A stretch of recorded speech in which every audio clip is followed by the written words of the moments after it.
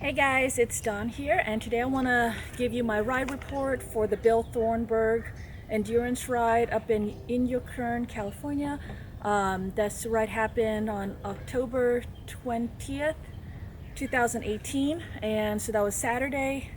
Today is Tuesday, and I'm feeling up for talking about it a little bit. All right, so this is our first 50 miler attempt, and we completed. I think, in 19th place out of 42 or 46, something like that, riders. There were several people that didn't start. One person was polled. One horse, oh no, a couple people were polled. One polled and it just said polled. And then I know one was a lameness poll. Um, it it was not an easy ride, I don't think, and it was a true 50 is how people are describing it as.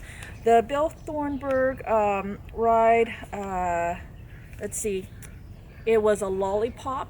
So you go out, you make a loop around, you hit the vet check at about 25 miles, then you finish the loop around and then kind of go a little bit separate but kind of the same and kind of go back the same way you came. So it's like a lollipop shape. And that was actually really, really helpful for our first 50 because that made it so I wouldn't have to worry about fighting him to get home. He knew that we were headed back to camp, and so that kept him going, which is good because one of us had to have the drive to keep going because the last 20 miles I was dying.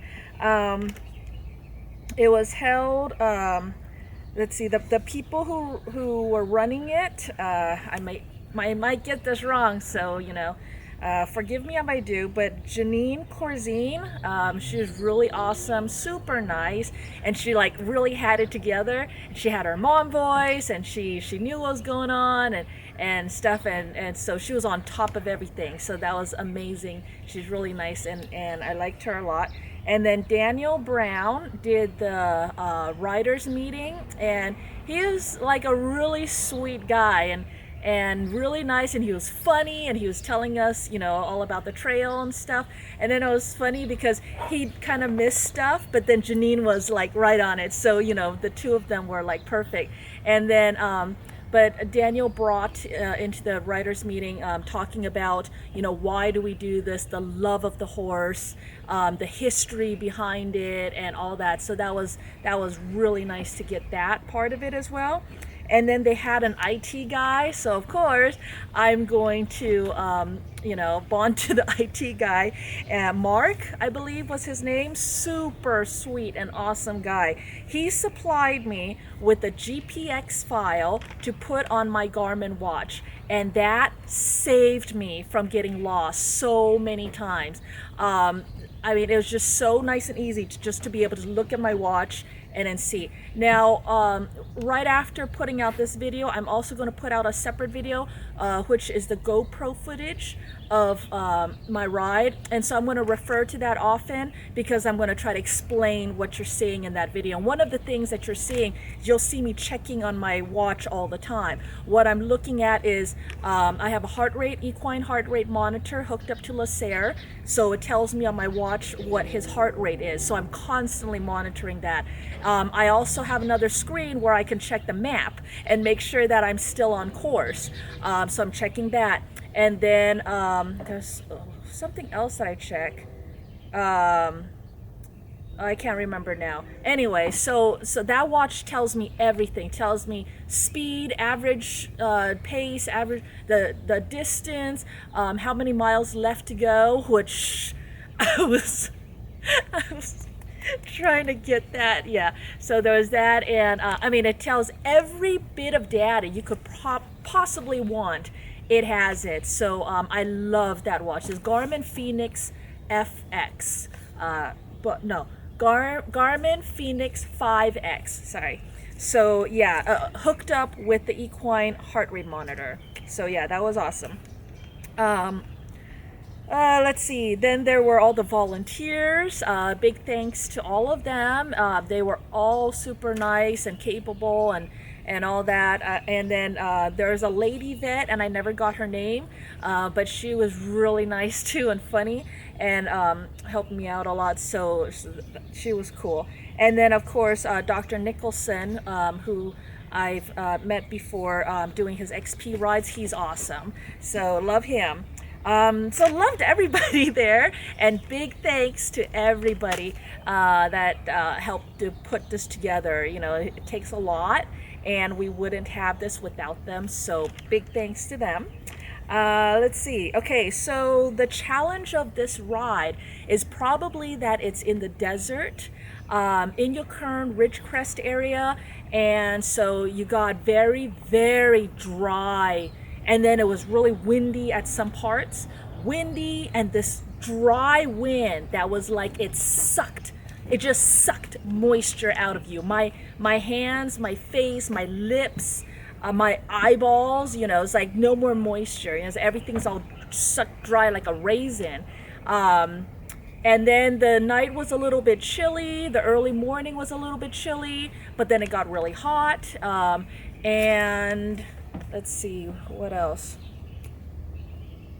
So basically just the dryness of it, because dehydration is definitely going to be an issue for both riders and horses. Okay, so this was our first attempt at a 50 miler after I started endurance. Well, my first endurance race was like 9 or 10 years ago, something like that. And I think I did 2 at that time.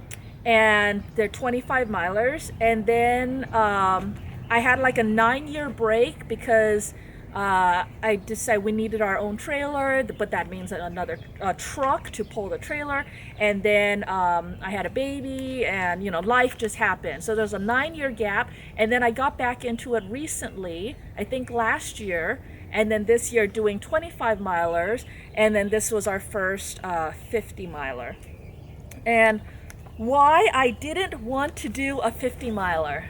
I didn't want to do a 50 miler because, one, I understand the concept of breaking thresholds and I know what it's about. It hurts, and I didn't want to go through that. You know, I'm not really the type to push myself, although some people might disagree, but I'm kind of lazy. I kind of want to just chill and, you know, be comfortable and stuff. So I didn't want to break a threshold. And to go from 25 miles and all of a sudden doubling it to 50 miles, that is breaking a threshold. Now, we have done 35 miles. I have on my own done 44 miles and stuff, but it's different when it's a 50 mile like race. And this is why I use the word race, not because I'm like, I gotta be the first to win. I don't care who dies. I'm gonna trample over everybody just to win. That's not my definition of a race. To me, a race is,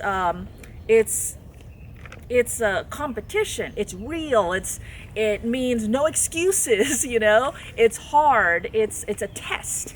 And so like when I did a 44-mile ride, you know, I was just like, I did it whenever, we stop whenever. It's like la la la la la. But this is a 50-mile race, and it's totally different. Murphy's Law kicks up to a whole new level. You know, things that will always work when you do rides, even of the same distance, but then all of a sudden in a race, it's like everything breaks, everything goes wrong, you know? And, you know, people call it like the Tevis gremlin, or, you know, I don't know, race day jitters, and I don't know, it's just, you know, a race is it's a thing. And in order to separate or distinguish between a ride and a race, I think it's important to distinguish this was a race. This wasn't just a la la la la la ride, you know? So anyways, so if I say race, don't be offended. You can look at all my stuff. I have plenty to prove that I don't improperly race or, you know, have bad sportsmanship and stuff like that. And if I do, it's because I'm stupid and ignorant and not because I'm doing it on purpose. And I do apologize, and just let me know so that I can correct myself, because I don't know what I'm doing out there, and I say this all the time. I don't know what I'm doing. I don't know where I am, what I'm doing, or anything. I'm always kind of lost. I'm always kind of like, la, la, la, and it's horrible. But I don't mean to be bad, okay? So, anyways, a threshold. What is a threshold? A threshold is like in your car or motorcycle, you have a speedometer, right? And when you redline, that's your threshold. If you keep redlining your motor, your engine, then it's Cody, Lasser's right there. Cody's over there rolling on his back, and then Lasser went over there and sniffed him, and Cody's like, Lasser. Okay, go. Yeah, he's usually scared of paper. Okay, so in a machine, if you keep redlining, and holding the red line and trying to exceed the red line, you're going to bust your engine. Period. Done, die, dead, right? That is the threshold in us. But nature and our bodies are so amazing that when we break a threshold, yeah, it hurts and it is horrible and we feel like we're dying because we're basically breaking that mold.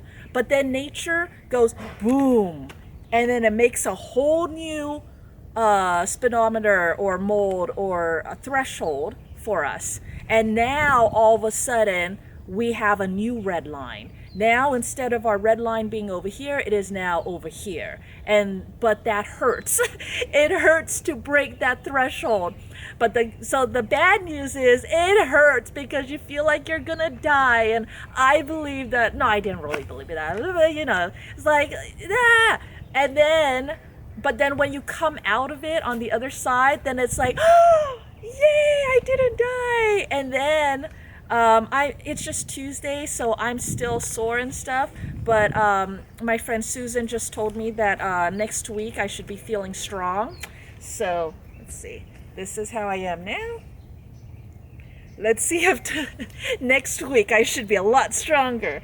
So yeah. So you know, I'm now that I've gone through the gate and come out the other side, I'm really looking forward to being stronger. But yeah, before this, I really fought against going to 50 because I didn't want to go through that rite of passage, that I didn't want to cross that line drawn in the dirt. I didn't want to feel the pain and go through all that. So, well, now that it's done, it's done. The other reason why I hesitated about doing a 50 miler is because I just transitioned Lasser to barefoot 2 years ago. So this whole time we've been into barefoot transition, and during transition we have our ups and downs. It's not a straight line. You know, sometimes you can move forward, sometimes you got to pull back, sometimes you do. You know, it's just ups and downs and stuff. And we've been increasingly getting stronger and stronger. But to jump from 25 miles to 50 miles is such a big jump. I didn't know if that was going to adversely affect his hooves and what we've been building on. Are they ready? Were they ready for, 50 miles on his bare hooves when 2 years ago they said I had to retire him because he couldn't even barely survive walking around on his hooves, But the amazing thing is his hooves look awesome. And they held. They were great. He didn't have any stocking up in his legs, no lameness issues. The scoot boots, of course, has been carrying us this whole entire time. The scoot boots is what we use for our whole barefoot transition. And now as when we're doing our competitions and stuff, it's, endurance, 25 milers are now a 50 miler. They've been holding up and they've been what's carrying him through that. So, totally love the scoots. They totally worked for us. There were times, and you'll see it in my other videos, where I'm like, yeah, we had this problem. But that's, once again, remember, during barefoot transition, his hooves are changing and morphing and everything. So they're changing shapes and sizes and all that. He started off with size 2 to 3 hooves. And now he has size 4, 5, sometimes 6 hooves, 4 to 5. But in the slims, he could even go to a 6. But they Scoots at the time didn't have size 6 slims, but I think they do now. So I mean, his hooves, to go from size 2 to a size 6, that's an amazing, change. And think of, all the fit issues we would have along the way as his hooves are morphing into it. Now, you might say, that's really big. Well, he is 17 one hands and 1,300 pounds. And then that explains, too, why he was having so much problems in steel shoes. The steel shoes and the way he was trimmed before, he was having size 2 hooves when his body wanted a size 5 to 6 hooves, something like that. So anyways, yeah, the Scoots were great. So the barefoot was great. The other reason is the other reason why I didn't want to do a 50, the other challenge is that he will not take electrolytes orally. I have to hide it in his grain. And luckily, he will even do that. But sometimes he's not very consistent about eating his grain either, especially when I hide stuff in it. So there is that. But he will not take electrolytes in his mouth. I've had people try to give me pointers on how to force it on him. And the only thing that resulted in was he got to the point where he would lift his head and would not let me near his head at all. Now, it's not just, I'm 5'4", so I'm little, and I'm trying to reach and grab him and then trying to pull him. Yeah, he can literally lift me off the ground and toss me with his head alone. But even my husband, he's 6'4", and he's a big, strong guy. He can't force Lasser's head down and get it in there. And then, even when you do get it in there, all he does is spit it out. I mean, he just will not take it. So I was talking to Scott Lucas, who is really cool, at the race, and he was telling me that at the Tevis ride, the Tevis education ride, the vet there was, educating everyone about care of their horse and all that. And one of the things the vet pointed out was that you have to do what's good, what works and what's good for your horse. Like they had a horse that had a broken leg or something and had to be in a cast, and so they confined this horse. Well, this horse has such a go mentality that it hated being confined. But the people were like, you have a broken leg, you have a cast, we can't get it dirty, we can't get it wet, but so they forced it on that horse, and then that horse ended up breaking his other leg from kicking until he broke his other leg. So, you have to work with what you have. And unfortunately, I have a very difficult and big, strong horse, so electrolytes is an issue. But I found something that worked for us, which was I started his electrolytes 2 weeks before the event, and then we're going to continue his electrolytes 2 weeks after the event. And that way he has it all in there. And I wondered how well that would work, but it worked really well. So, and then the other thing is his race brain. He still has, I've been slowly chipping away at his race brain. But one thing you got to understand is, and if you watch the video, you will see what a big race brain he has. Although this one isn't as bad as the other video I had. I think it was 20 Mule Team, I think, was the one where he was pulling really, really hard and where he like totally tore up my muscles. So he's getting better, but then the other little things pop up. Like now, he's great about leaving camp and going to the start. Before, he was rearing and bucking and spinning and all that stuff. Now, we pretty much have, it's pretty boring getting to the start, but then he might jig a little depending on what horses he sees. Some horses, like Scott Lucas, his horse and Lasser were fine together. There have been so many horses that Lasser's just fine with, and then there are certain horses that come up to him and Lasser's like, it's on. So I don't know if these horses are talking to each other and talking, you know, like challenging each other, you know, in their horsey language or whatever, but something is there. Some horses will set him off and some horses he's fine with. And then there's been plenty of races where he's babysat or pulled other horses along, and he's been perfect doing that. But then, yeah, there are some horses that will set him off. So I do make note of that. Okay, so we head out 7 a.m., head out to the start. And for the first time, he did throw a little bit of a fit because we got there early to turn in our number, to tell them our number check-in. I don't know what it's called. So we got there early, and then we had to just kind of stand around for a while, and then he got bored and he wanted to go. So he threw a little bit of a fit, but it wasn't bad. And then he stood quietly. He just stood there looking around at everyone, and he just stood. And I was like so proud of him. And then the controlled start, I'm going to tell you right now, I hate controlled starts. At the XP rides, how they do their starts, I love that their way. How they do their starts is they go, okay, trail's open. And everyone just kind of la la la la la walks out. The people that want to be up front, they're up front, and then they kind of trot, and when they're, you know, far away enough from everybody else, then they kind of take off.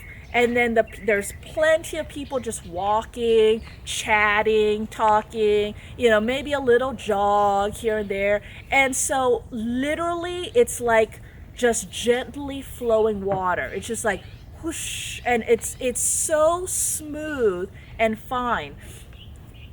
All the times that I've been in a controlled start, the idea is that they're going to have like a pace car in front of you, and you can't pass that pace car until a certain spot. The pace car goes away, and then the trail's open.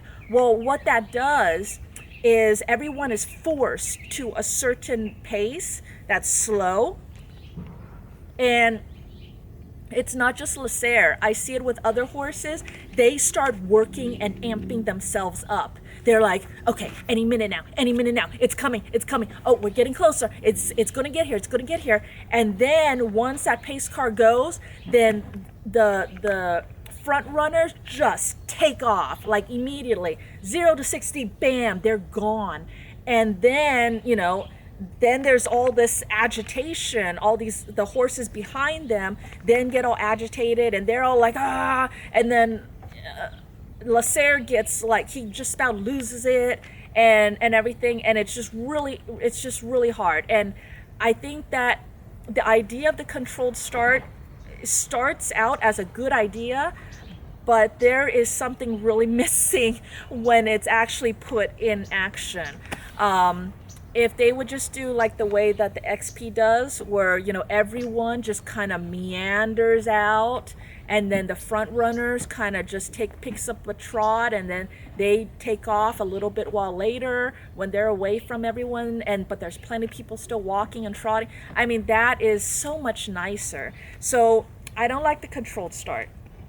In the video, you're going to see, and I really debated putting this in the video because it might be kind of controversial. Where am I at now? Okay. There was a point, and this is still towards the beginning, where I thought that Lasser and I had a good spot, and then there was a group of 3 riders that come up behind us, and they didn't really call out or anything, so I was kind of caught off guard, which is fine. They didn't do anything bad, but the only thing is, it just meant that I wasn't prepared, which meant that I did not prepare Lasser that he was about to get past, and then it meant that I wasn't on top of it. I was all of a sudden a step behind, and Lasser had already clicked in his mind that he was going to do his thing. So I didn't have his brain, and it got bad because there was a fence on my left. There were 3 riders, 2 riders. So we were three horses wide. It was me, a gray horse, and then a dark horse, and then there was another rider somewhere behind me, but I had no idea where. So that meant that all of a sudden we were boxed in. I couldn't pull off to the left, I couldn't pull off to the right, and I couldn't just stop him because there was somebody back there and I didn't want to,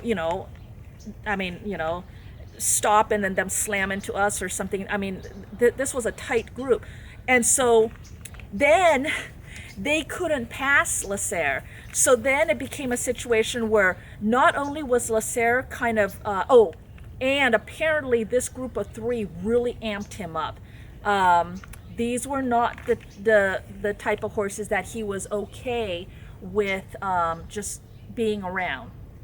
So what happened was he was like, no, they're not going to pass. I'm like, come on. And he was pulling so hard. That's when he starts tearing my muscles. He tore my shoulder. And so now I'm getting more tired. I'm getting weak. And they still aren't able to pass, but they're not pulling back either. We're just head to head. And then the lady and the guy, they were like yelling at each other. And I wasn't sure if they were yelling about me but I'm like, I'm doing everything I can do. But I don't know what was going on, but the energy was just so bad. So I was like, listen, just go. We just got to get out of this situation. So I let him go, and then we took off. And then when there was, we took off, and then by the time I looked back again, they weren't anywhere in sight. So I was like, okay, fine, just keep going. And then when there was a safe spot, then I slowed him down. We slowed down for a long time. I saw them way in the back. When they started getting closer, don't lick me. I found a good spot, and I pulled him straight off into the desert. Stop it! What are you doing? That's so gross.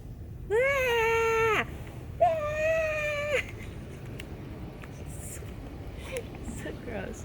I pulled him straight off into the desert, and we went far out, and we just waited. And then I waved them, and I told them, just go, get out of here. And so they passed us, and then we went back onto the trail. And then everything was smooth after that. We were able to find our own pace and all that. So that was great. At the vet check, everything was great. But I will say that a must-have at vet checks is a blanket for your horse. And that is, there was a guy, I brought the blanket, and I learned this lesson the hard way. We learned it at the 20 mule team ride, I think, when it was really cold and Lasser was shivering. Shivering is really, really, really detrimental to working muscles. And so Dr. Nicholson was not happy with how his horse was presenting, and his horse was just whole body shiver. And the doctor was like, yeah, I can't hear her heart rate, I can't hear her gut sounds because she is shivering so hard. And he was like, this is not good. So I pulled him aside. I said, hey, I have a blanket. So if you want, I'm not telling you what to do, but if you want, you're welcome to come over to our spot, and we'll throw Lasser's blanket on her. I guarantee you that'll keep her warm. So he was like, okay, yeah. So he came over, and she's like this little Arabian. So Lasser's blanket is tight on him, but the belly was hanging like this much down from her belly, and because he has an actual belly wrap, the big wide belly wrap thing on his blanket, and it was just so big on her, but it covered her up completely, and she got warm right away because Lasser had been using that blanket earlier, so he had warmed up the blanket, and then she got a really nice cozy blanket, and so that worked. that totally worked. And it went from where he might have been pulled. So she warmed up, she was good, she was clear to go, and then they went on to finishing top 10. So, you know, the blanket can mean the difference between getting a pole or not. So very, very important to have a blanket. And he was telling me, he's like, yeah, usually I do, but I mean, it was so nice out and it wasn't cold, and so I decided not to bring it, and that was my mistake. And I was like, I know I made that mistake before too, and now I'm like, no, it's a must have. Just don't even take that chance. You have to have a blanket. So that's a big lesson. But I was really glad that I was able to help him too, because at the 20 mule team ride, when we had made that mistake, other people had helped us with the blanket and all that stuff. So this big thanks to them again. And this now I was able to turn around and what's that called when you pass on the favor? Oh, there's a saying where you pass on the favor, and that's what I was able to do for him, and that made me happy that I was able to pass that on to him. And then making this video, I'm trying to pass it on to you guys too. Okay, so let's see. I have my notes to try and keep me straight here. On the loop back, then on the first loop getting to the vet check, I try to hold him back as much as I could, but otherwise I was like, okay, you know, let's go. So we ended up coming in at about the 9th position, which was okay. And then on the loop back, it was like, no BS. We are going to go slow. So for the loop back, we went slow. Let's see, it took us 7 hours and 20 minutes to do 50 miles, if that gives you an idea how slow we were going. The fastest time, I don't remember now. I think it was just under 4 hours was the fastest, the first place. Oh my gosh, that lady is amazing, and her horse is amazing. Alan Horn got best condition, and he's really cool and really nice.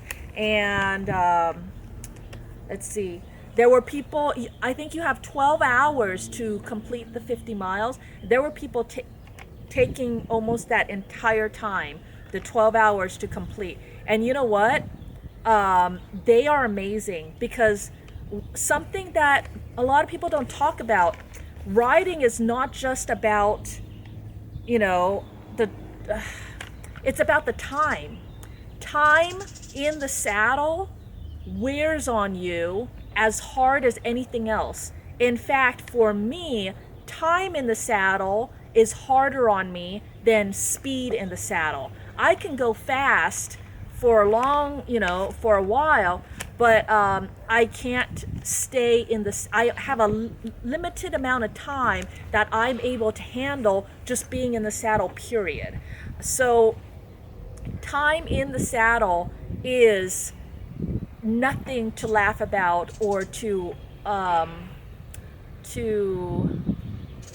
dismiss, or what's it called when you don't take it seriously.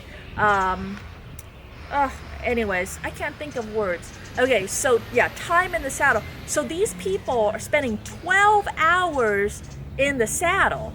That is, or 11 hours in the saddle. I don't know how, because there's a 1 hour hold. I don't know, but that's like, I can't even do that. I did 7 hours and 20 minutes and I was dying. I wanted out of the saddle so bad. All right, so what worked for us? What worked was my new electrolyte protocol. That experiment worked great. My saddle and saddle pad, my friend Debbie had so nicely given me a wool felt liner that I originally was going to cut up and experiment and do some stuff with, but it's such a nice liner that I decided to just try using it whole first, and that is actually working really well. So Lacer is actually, his back isn't sore or anything, and it is actually really good.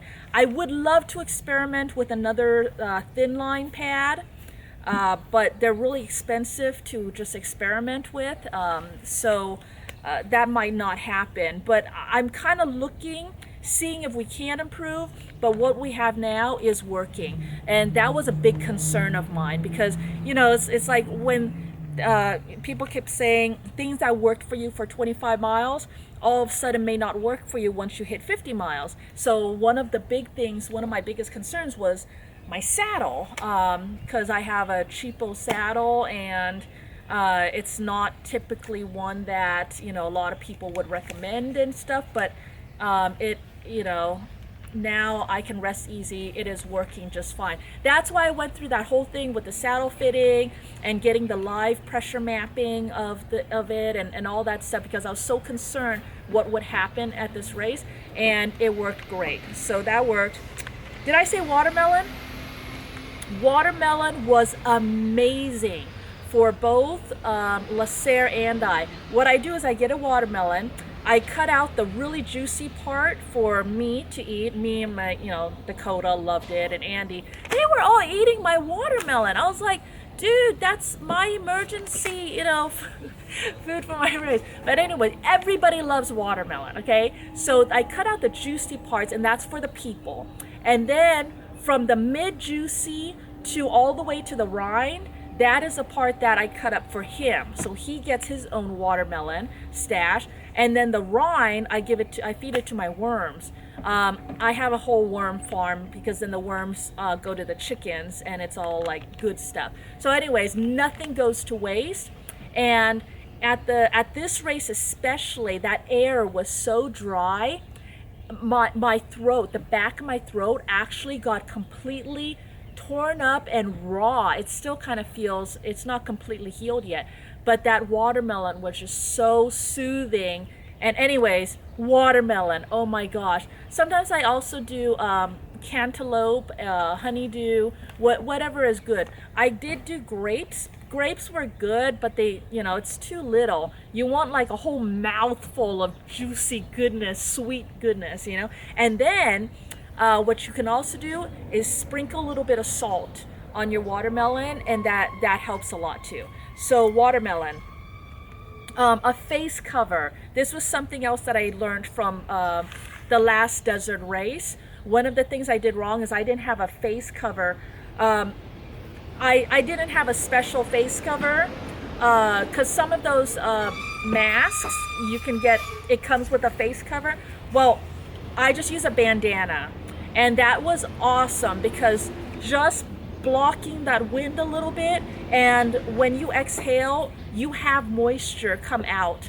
That kind of gets trapped, and then you kind of breathe that back in, instead of just pure dryness. It was burnt, it was hurting, okay? So some kind of face cover. I had a cheap bandana, and then later on in the day, when it got really hot, my face felt windburned, and not sunburned because I have my helmet, but just windburned, and my skin was just feeling raw. And so I wet my bandana and put it on my face, and oh, that felt so good. So a face cover and bandana, that was awesome. My Cantech vest was amazing. One, it's there, of course, to prevent me from breaking more bones. And then it seems like it would be hot because I'm wearing all black, and then this big, vest, and it's hard and stuff. But the thing about the Cantech vest is there's a small air space, and so that actually keeps my skin cool. When it got hot, the sun was beating down on the outside of my vest, but my inside wasn't getting that radiant heat from the sun. My skin was cool to the touch, especially when I poured water. I poured water down the openings and it was just dripping down, and then it kept it cool. And every time I had a little breeze go through, it was chilling my skin, and it was actually keeping me insulated from the radiant heat of the sun. And so that actually worked out really nice. So that was great. My Arctic skirt. I love this skirt. And this was amazing. Again, it wasn't that cold to where I really needed the skirt, but honestly, I think I do, because just having the skirt on made it so that my muscles stayed warm. And I am very, very susceptible. I think I'm getting sun in my face. All right, hold on, I'm gonna move this. All right, hopefully that's a little bit better. Anyways, what was I saying? The skirt. Oh, I'm very susceptible to getting cold. When my muscles are cold, they're more prone to tearing. And with Lacer, there is no easy warm up into it. You go from dead stop to, 0 to 60 in, seconds. So if I do that with cold muscles, things tear, and that makes it so I can't endure as much. So the skirt helped keep my muscles warm. It was comforting and all that, and it helped keep him warm. He'll run, he'll get into a sweat, and then we want to stop and just walk. Chilly desert air blows by and gives him a chill. That's not good for his muscles either. So when that happens, I can just throw this over his rump and cover him up. And then when I don't need it anymore, I just scoop it back. I have a whole video on the Arctic skirt, but this one is awesome. I am going to get another one, and maybe that one would work better. It's called the, I can't think. The backcountry skirt. So I'm very interested to try that out. That one is for when it's not that cold out, but you still want some protection. So anyways, love the Arctic skirt. It was awesome. The scoot boots, I already talked about them. They were awesome. All right, so my microfiber sponge worked really, really well. This type, this is the one that I get from the dollar store, and then I attach a rope to it and a handle to it and hang it from my saddle. And then I stuffed another cheap dollar store sponge, a regular sponge, inside. You see how it's poofy? So that it will hold even more water. And then I just sewed the top shut to keep that in there. And this worked really, really well. The reason why is because regular sponges kind of glides over sweat and gunkies on them. Well, this one, the little fingers grabs the gunk and helps pull gunky stuff off of the horse. So this worked really well. Scoot boot worked really well. Oops. I actually had two hooked onto my saddle using a carabiner like this, and I never even had to use them. In fact, I didn't even have to check them or nothing. They were just great the whole time. It was really rocky, lots of sand, lots of little rocks, big rocks, all that, and it was fun. We hit speeds, and then we also went slow, and then of course the distance itself, 50 miles, and it was fine. Although I'm really grateful that we have finally gotten to the stage in his hoof where his hooves are kind of stabilizing, and so the fit is a lot more consistent, and it's now like settling to where it's good for us. So let that be hope to any of you guys in transition that is struggling a little bit like we were. Once that hoof stabilizes, then you might be good. Also, I make these bags out of old feed bags. I don't know if you can see that. I make these, and these are amazing because you know how you pack up your grain and stuff in these individual packets, and it takes up a lot of space. Well, this, you can throw it all in there and you can stack it up, and it's just amazing. It helps keep everything organized. I have a bag for my hose, a bag for the scoot boots, because I have a ton of scoot boots, and I'm able to just throw them all into the bag. Also, a bag for when we're loading and unloading the trailer. We can just throw a ton of stuff in the bag. You can make them in all different sizes and make them all pretty or whatever, but they just are so handy. When you're done with them, you can just fold them flat, and they store really, really easy. So that's great as well. Barefoot has been amazing for us.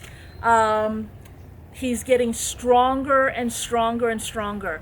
And on one side, that makes me really happy to see. And on the other side, I'm like, oh my gosh, I can't keep up.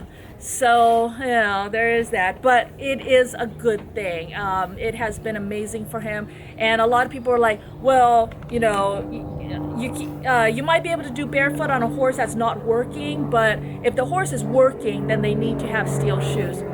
You know what? I've yet to see something that the body is not able to,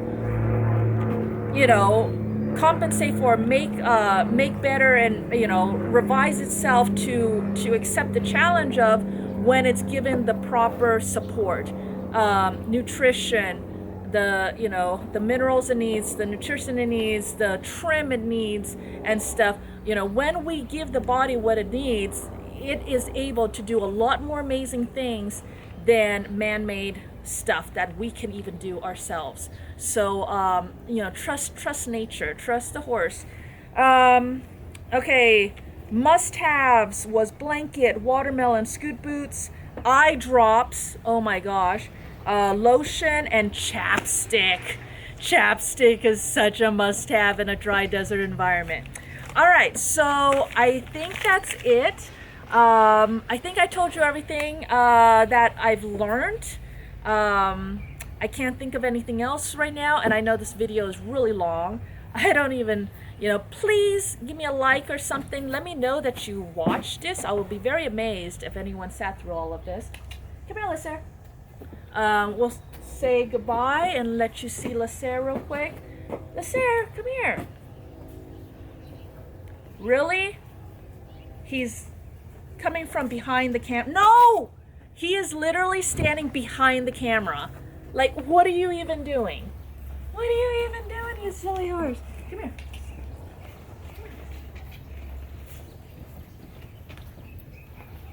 This way. Over here. Over here. Come here. So Lasser's feeling good. He actually isn't sucked up like I expected him to be. So my feeding, I've been fattening up for 2-3 weeks before the race, and then he'll continue to get fattened up after for another 2-3 weeks. And by doing that, he did lose. Come here. His withers. You look at his withers, I think you can see it's really bony right now. It usually has more something in there, but it's really bony right now. But otherwise, he's not sucked up. So I'm really, really happy about that. He's actually doing really good. He's being really affectionate. Oh, the trailer. This is the first time he is almost jumping into the trailer. He wants to go. I think he knows that we're going to these endurance races, and he loves it. He's always had, problems with the trailer before, and now he is like wanting to load himself in there. He wants to go so bad. So he's doing good. He has great appetite right now, nice and fat. So there he is. All right, so thanks for watching, and I'll talk to you later. Bye, guys.